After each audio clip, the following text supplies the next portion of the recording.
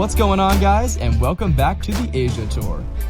All right, today I want you guys to join me as I visit one of the most bizarre places I've ever been to, an amusement park located within South and North Korea territory.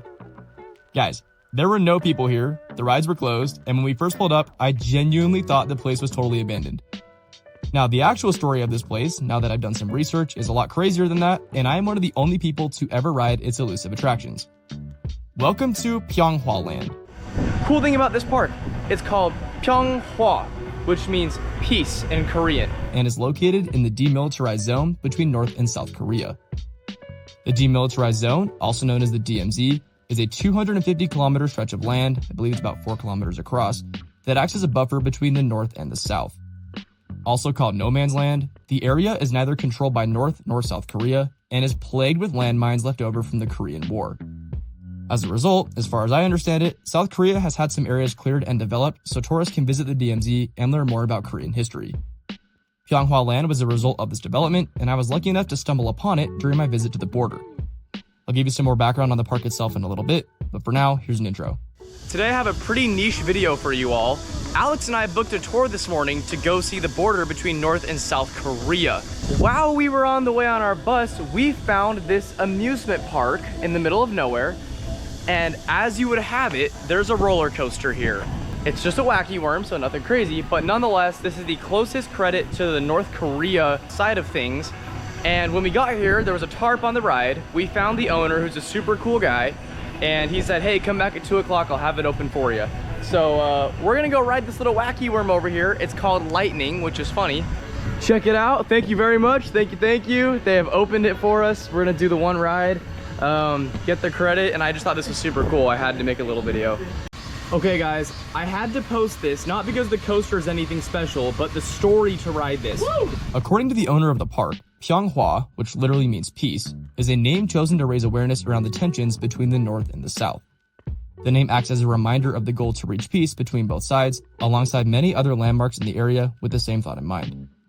However, Roller Coaster Philosophy, who stumbled upon Pyeonghwa Land as well in 2011, offered another bit of history to me that explains why the park is so empty. According to their tour guide in 2011, quote, Pyeonghwa Land was built specifically within viewing distance across the North Korean border so that the northern surveillance crews would slowly be consumed by jealousy and a desire to defect after seeing how much fun everyone in the South was having. Now to me, this explains why the rides rarely operate anymore, because their purpose was to serve as an incentive to cross over, not necessarily to be a popular amusement destination. One more time. Sure, one more. Let us go again. Now I'm not saying it's like that anymore, but at least back in that time, it seems like that was the case. Now, whether both of these histories are true or not, keep this in mind as I show you the rest of the park. Woo, Alex! Woo! Let's go! We're getting the super rare credits. I love it. Oh, so happy. At this park, Pyeonghwa Peace Park. Peace Park here on the border of North and South Korea. That is gnarly. So whether Pyeonghwa Land stands for peace or exists as a draw to the South, or both, this place serves as a constant reminder of the history and ongoing tension in Korea.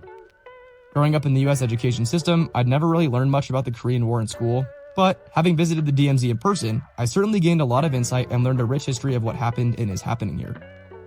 Pyeonghwa Land itself definitely has an eerie feeling to it, but I also felt like the owner we met was honest and very true in his wishes for peace. In fact, the whole staff was. They were all really cool.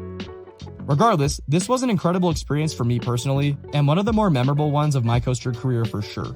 And I just have to give another shout out to this kid, the park manager, and the owner, because like I said, this was covered in a tarp this morning, and they opened this whole thing just for us to come back this afternoon to ride it. All were so incredibly fun and friendly.